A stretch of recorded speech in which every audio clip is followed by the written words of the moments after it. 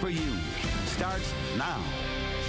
Two Westland teenagers murdered execution style in a vacant Detroit field. Now 2.5 years later, their killers are going to prison for life. Fox 2's Amy Lang with more from today's emotional sentencing.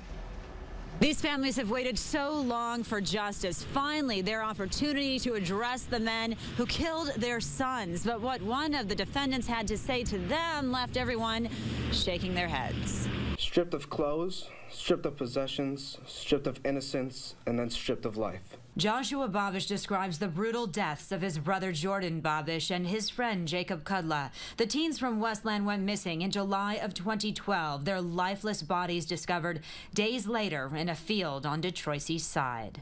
Everything just aches, and it's just a totally senseless crime how you can march someone out in the middle of a field and execute them. I mean, we're not a third world country.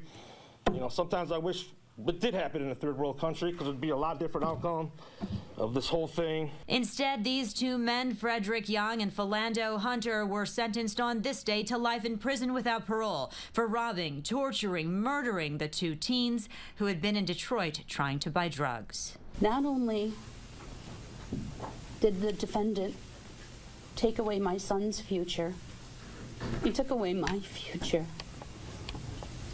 as a mother, my future as a grandmother. I have sorrow in my heart, soul, and every fiber of my being today, and I will carry that with me for the rest of my life here on earth. The mothers of the teens expressing the deep, devastating pain and loss left behind. Yet when Young had his chance to apologize to the families, he did nothing of the sort.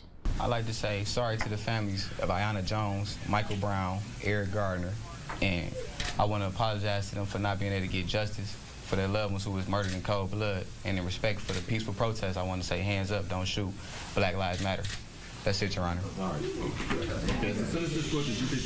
right. People in the courtroom react in disbelief, but still the message from the families of Jacob Kudla and Jordan Babish, one of forgiveness. In the end, knowing who Jordan was, I believe he would want me to offer forgiveness. Although I know I may struggle with that endeavor for the rest of my life, it would be what Jordan would want.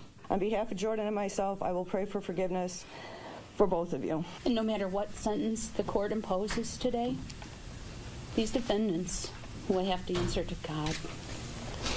God's got this. Thank you for letting me speak. In Detroit, Amy Lang, Fox 2 News.